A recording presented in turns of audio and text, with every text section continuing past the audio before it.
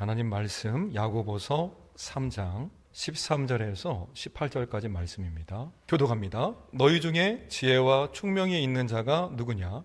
그는 선행으로 말미암아 지혜의 온유함으로 그 행함을 보일지니라.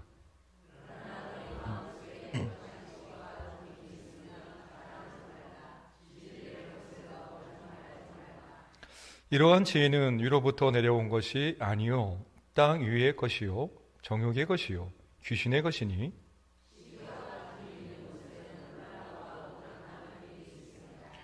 오직 위로부터 난 지혜는 첫째 성결하고 다음에 화평하고 관용하고 양순하며 긍휼과 선한 열매가 가득하고 편견과 거짓이 없나니 하는 자들은 화평으로 심어 의의 열매를 거두느니라. 아멘.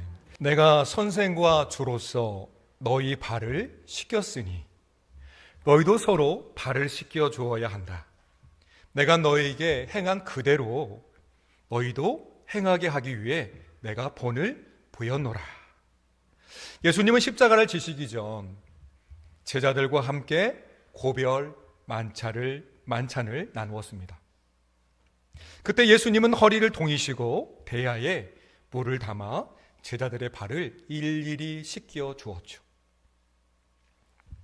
발을 씻겨 주시던 예수님의 모습은 단순히 겸손한 행동을 통해 잔잔한 감동을 주려는 데에는 있지 않았습니다. 죄로 오염되었던 우리를 위해 자신의 생명을 내어주시고 십자가의 죽음으로써 죄로 오염되었던 우리를 위해 깨끗하게 씻겨주시는 그 깊은 사랑을 나타내주는 표현이었던 것이죠. 예수님은 십자가에 죽으시되 끝까지 온유함으로 그 선함을 제자들과 많은 사람에게 본으로 보여주셨습니다. 이렇게 예수님은 제자들의 발을 씻겨주시며 너희도 이렇게 해야 된다라고 당부를 하시죠. 마태복음 11장에서는 나는 마음이 온유하고 겸손하니 내게 배우라 라고 말씀하시면서 제자들이 지녀야 할 특징적 성품이 무엇인지를 분명하게 제시를 하셨습니다. 예수님을 믿고 따르던 제자들에게 합당한 열매가 반드시 뒤따라야 함을 강조하신 내용이죠. 오늘 본문 13절에서도 너희 중에 지혜와 총명이 있는 자가 누구냐? 그는 선행으로 말미암아 지혜의 온유함으로 그 행함을 보일지니라 라고 말씀하고 있습니다. 야고보는 참된 지혜와 총명 역시 반드시 온유함으로 그 열매를 보여야 한다고 강조하죠. 그 열매의 생산지가 하나님께부터 왔으면 말 그대로 좋은 열매, 의의 열매가 되는 것이고 뿐만 아니라 하나님께부터 오지 않은 하나님께서 생산하지 아니한 그 열매들은 어떻습니까? 못된 열매라는 것을 알게 합니다. 그래서 오늘 본문 13절에서 18절까지의 말씀을 통해 세상의 악한 지혜와 하나님께로부터 오는 참된 지혜를 말해주고 있습니다. 이렇게 대조하고 있죠. 그 삶의 선한 열매가 맺히는 자는 하늘로부터 온 참된 지혜를 받은 사람이고요. 그러나 그 삶에 시기와 다툼 등 악한 열매가 맺히는 사람은 거짓된 지혜라는 것을 말해주고 있습니다. 세상에 거짓되고 악한 지혜는 시기와 다툼이란 특징을 지니고 있습니다. 그 거짓 지혜를 오늘 본문 14절로 16절에서 이렇게 말하고 있습니다. 우리 같이 한번 읽어볼까요? 14절에서 16절까지 말씀입니다. 그러나 너희 마음속에 복한 시기와 다툼이 있으면 자랑하지 말라. 진리를 거슬러 거짓말하지 말라. 이러한 지혜는 위로부터 내려온 것이 아니요 땅 위의 것이요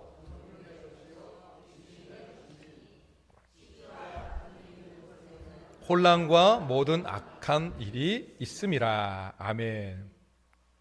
거짓 지혜는 위로부터 내려온 것이 절대 아닙니다. 땅 위의 것이요 정욕의 것으로 귀신의 것입니다. 그래서 독한 시기와 다툼은 타락한 본성에서부터 비롯되고 있음을 말해주고 있습니다.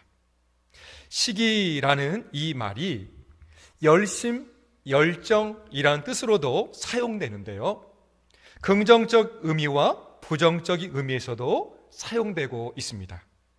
하나님에 대한 신앙을 유지하고 있으면 긍정적인 의미에서 의인의 거룩한 열심을 나타내고 있지만, 하나님에 대한 신앙이 없는 가운데 이 열심과 열정은 단순히 경쟁심, 이기심이라고 이렇게 나타내고 있죠. 부정적 의미로 사용되고 있습니다.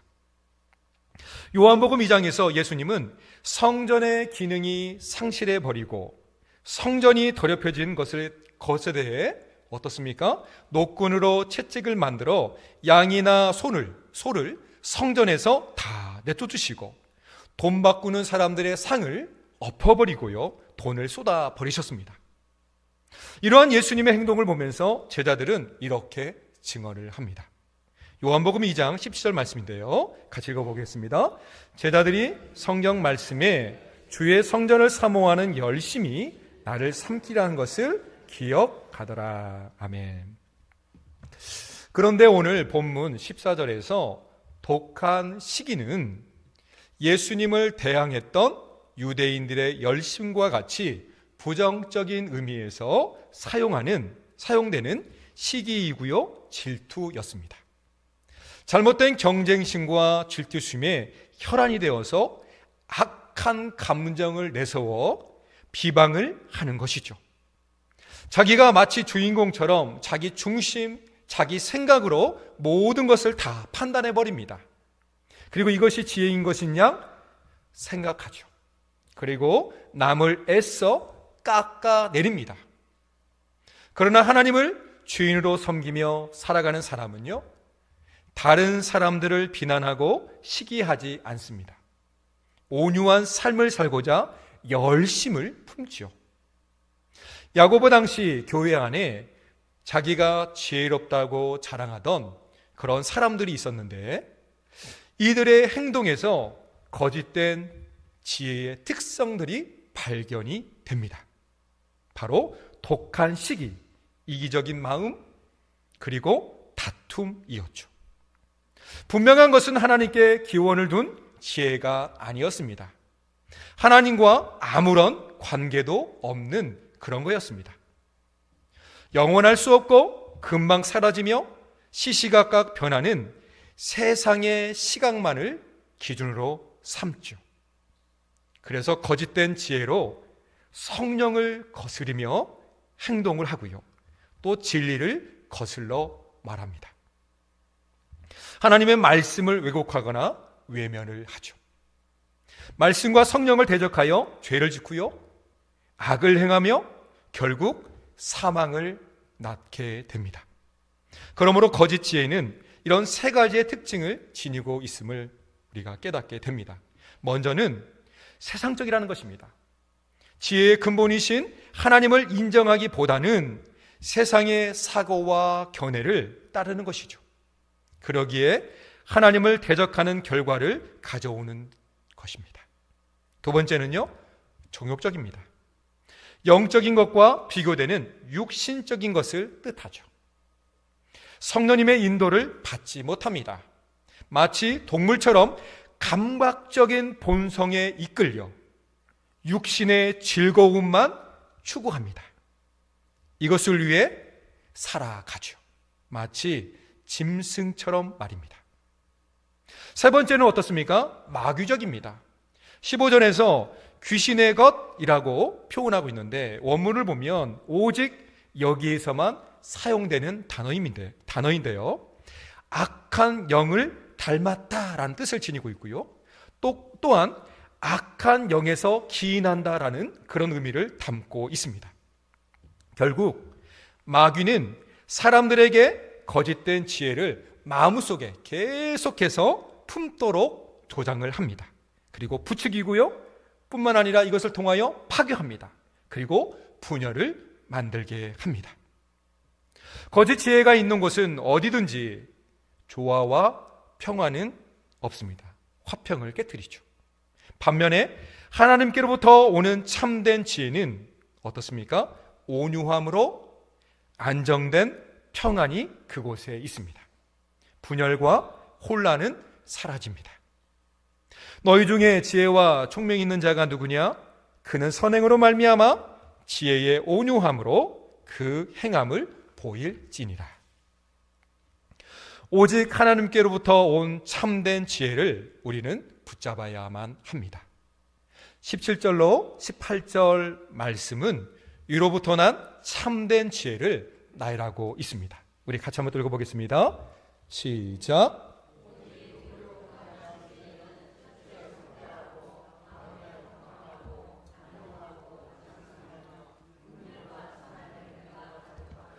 편견과 거짓이 없나니 화평하게 하는 자들은 화평으로 심어 의의 열매를 거두느니라. 아멘. 이러한 지혜의 제일 중요한 특성은 성결하고 순결함에 있습니다. 여기에서 핵심은 세상과 구별됨입니다. 위로부터 난으로 이렇게 번역된 원문의 의미를 보면 이 땅에 근거를 두지 않고 오직 하나님께로부터 시작되는, 그리고 하나님께로부터 기인되는 것을 위로부터 난이라고 표현하고 있습니다.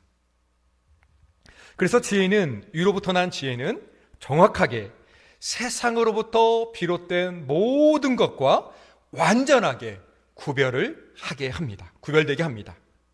그러므로 성결함이란 올곧은 순수한 마음으로 말씀의 법을 따라 살아가는 것을 말하고 있죠. 왜곡됨 없이 말씀의 지침들을 그대로 따르는 모습입니다. 야고보는 바울이 말한 성령의 9가지 열매와 유사하게 하나님께로부터 난 참된 지혜의 8가지 지혜, 이 구체적인 특성들을 나열하고 있습니다. 먼저 살펴보면 이 지혜의 첫 번째 속성은 성결입니다. 위로부터 난 지혜는 첫째, 성결하고입니다. 첫째라는 것은 그만큼 중요하다는 의미이겠죠. 우리는 세상에서 여러 사람들과 함께 살아갑니다. 절대 따로따로 살 수는 없죠. 그런데 섞여 살아가지만 분명한 구분점이 있어야만 합니다. 바로 성결함입니다. 세상의 가치관과는 구별된 위로부터 난 참된 지혜가 있어야 합니다. 하나님께서 우리에게 거룩하고 성결한 것을 지금도 요구하시죠. 둘째는 화평입니다. 위로부터 난 지혜, 즉 참된 지혜의 두 번째 요소는 화평임을 강조하고 있습니다. 여기에서 화평하다라는 이 말은요, 악과 더불어 타협하지 않는 것을 뜻하고 있습니다. 그렇습니다. 절대로 타협은 없는 것이죠. 타협하지 않는 데에서 화평이 올 수 있을까요? 근데 오늘 말씀해 보면 화평이 있다는 것입니다. 화평은 우리로 하나님과 사람들만 그 관계뿐만 아니라 모든 것에서 사랑으로 충만한 참된 생명적 관계를 화평이라고 표현하고 있습니다. 예수님은 하나님과 사람 사이에 화평을 위하여 성육신 하셨고 십자가에서 화목 제물로 죽으셨죠. 예수님은 십자가에서 하나님의 사랑과 이웃 사랑에 대한 율법을 완전히 이루셨습니다.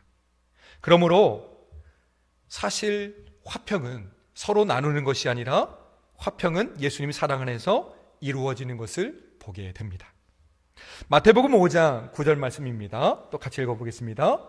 화평하게 하는 자는 복이 있나니 그들이 하나님의 아들이라 일컬음을 받을 것이며 라고 증언하고 있습니다.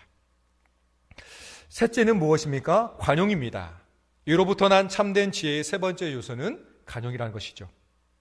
관용이라는 이 원문의 뜻을 살펴보니까 정당한, 공평한 이라는 의미를 지니고 있는데 이것은 타인을 자기와 동등하게 여기는 동등하게 대한다는 뜻으로 사용되고 있습니다. 이런 것을 내포하고 있죠.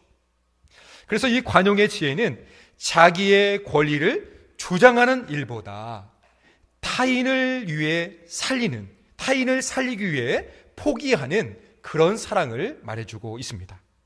타인에게 노를 바라지 않고 다투지 않죠.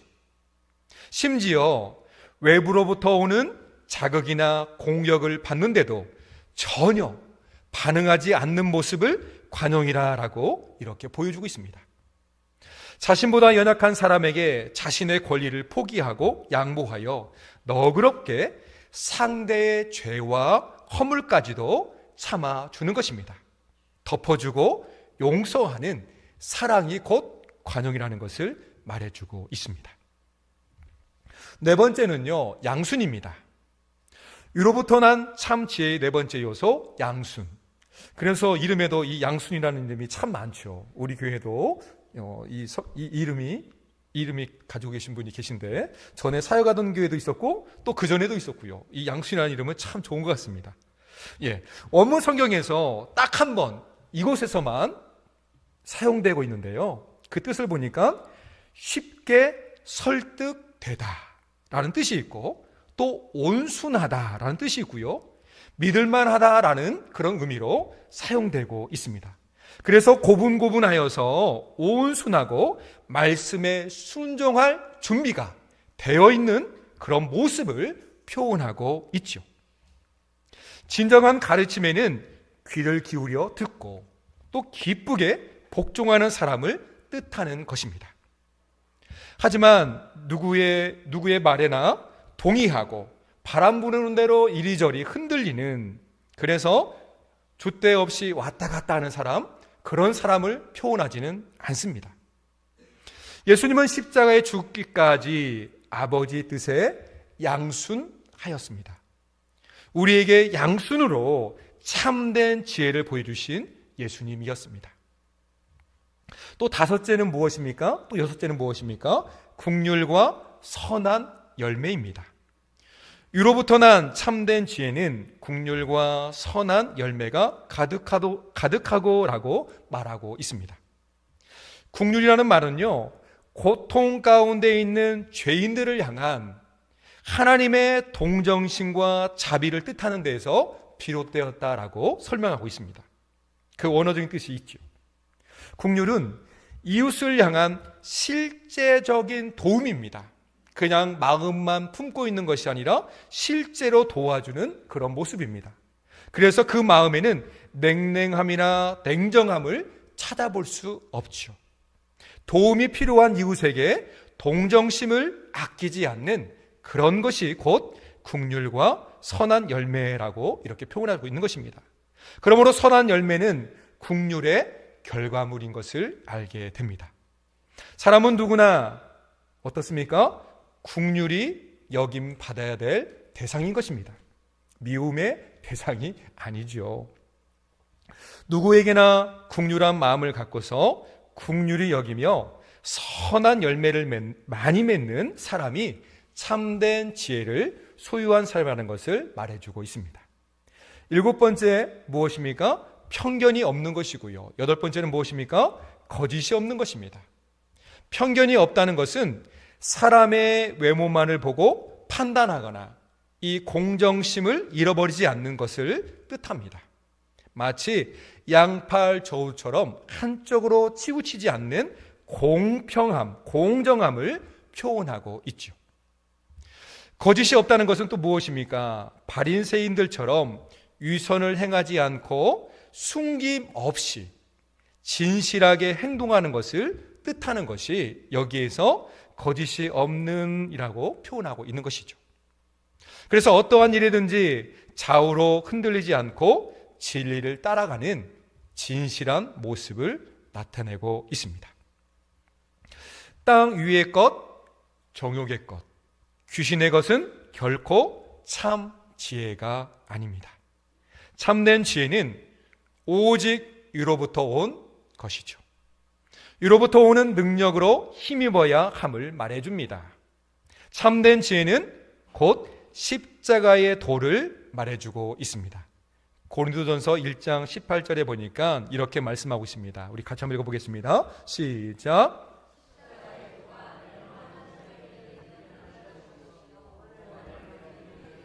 하나님의 능력이라. 아멘. 참된 지혜를 소유한 사람은 지혜의 온유함으로 그 행함을 반드시 보여야만 합니다. 열매 맺고 열매를 거두어야 한다는 것이죠. 그렇다면 무슨 열매일까요? 하나님께로부터 이 땅에 오신 그 독생자 예수님을 믿고 예수님을 온전히 따르는 일입니다. 이웃을 향한 예수님의 온유한 그 성품, 그 사랑으로 열매 맺는 일을 표현하고 있죠. 예수님의 온유함으로 그 열매를 풍성히 맺는 것은 진정한 성공입니다. 결코 세속적이고 물량적인 성공을 보여주는 것은 아니죠. 그러나 어떻습니까? 우리는 많은 경우에 이러한 유혹에, 이러한 헛된 지혜에 유혹되어 자유롭지 못하죠. 거짓된 지혜에 속아 하나님의 지혜와 하나님의 능력에서 더욱더 멀어져만 가죠. 이것이 안타까운 현실입니다. 오늘 본문 13절 말씀을 또 함께 읽어보겠습니다. 같이 읽습니다. 너희 중에 지혜와 총명이 있는 자가 누구냐? 그는 말미암아 지혜의 온유함으로 그 행함을 보일지니라. 아멘. 말씀을 맺습니다. 야고보는 오늘 본문을 통해 이 땅의 모든 지혜는 다 같은 것이 아니라고 분명하게 증언하고 있습니다. 하늘에서 오는 참된 지혜와 마귀로부터 오는 악한 지혜가 있으며 이들의 열매 역시 결코 혼동될 수 없다는 사실을 분명하게 말해주고 있습니다. 하나님께서 우리에게 요구하시는 그 열매, 하나님의 요구에 딱 들어맞는 열매는 의의 열매입니다. 이런 열매들이 만들어지는 과정 속에는 화평 가운데라는 이 특징을 보여주고 있지요. 화평 가운데 이루어지는 것입니다. 그래서 13절에 지혜의 온유함으로 그 행함을 보이라 라는 이 말씀과 서로 연결되어 있습니다. 우리는 오직 그 열매로 선악의 여부를 검증해 보고 냉철한 안목과 참된 지혜를 지녀야만 합니다. 그리하여 만일 우리의 열매가 세상과 마귀로부터 오는 것이라면 인간적 눈으로 보기에 어떠하든지 그 모양이라도 다 버려야만 하는 것이죠. 하늘로부터 오는 것이라면 굳은 용기와 결단이 우리에게 필요합니다. 그리고 마침내 영원한 생명과 영광이라는 천국의 열매를 풍성히 거두어야만 합니다. 무엇을 통해요? 바로 전도이겠죠. 이를 위해 말씀의 등불을 우리는 밝혀야만 합니다. 어두워진 이 세상에 구원의 복음을 전파해야 합니다. 하나님의 선한 뜻을 바라보며 그 구원의 기쁨을 언제나 삶 속에 그리고 온유함으로 증거해야만 합니다. 이런 삶을 통해 의의 열매를 많이 맺고 삶의 자리에서 예수님을 증거하며 빛과 소금의 역할을 잘 감당하는 우리 모든 성도가 되시기를 예수님의 이름으로 축원합니다. 기도합니다. 사랑의 아버지 하나님 감사합니다. 오늘 저희들을 불러주셔서 주의 말씀 가운데 우리가 맺고 있는 열매가 무엇인지 또 바라보게 해주시며 또 하나님을 의지하며 소망하며 나갈 때 복음을 전파하고 다짐하는 또 우리의 마음을 다짐케 해주시니 더욱더 감사드립니다. 고아옵긴 아버지 하나님, 어두워가는 세상 속에 하나님 말씀만, 하늘로부터 내려온 그 참된 지혜, 하나님 말씀만 붙들고 살아가며 뿐만 아니라 그 말씀을 증거하는 우리 믿음의 권속들이 다 되게 하여 주옵소서. 그래하여 우리에게 감당된, 우리에게 허락한 431명의 생명들을 다 구원해내는 우리의 삶이 될 수 있도록 이끄시옵소서. 이 지역사회 가운데 빛과 소금의 역할을 잘 감당하는 우리 화성교회가 다 되게 하여 주옵소서. 구하옵긴 아버지 하나님, 또 함께하지 못한 우리 권속도도 있지만 동일한 은혜를 부어주시고 충만함 가운데 더하여 주옵소서.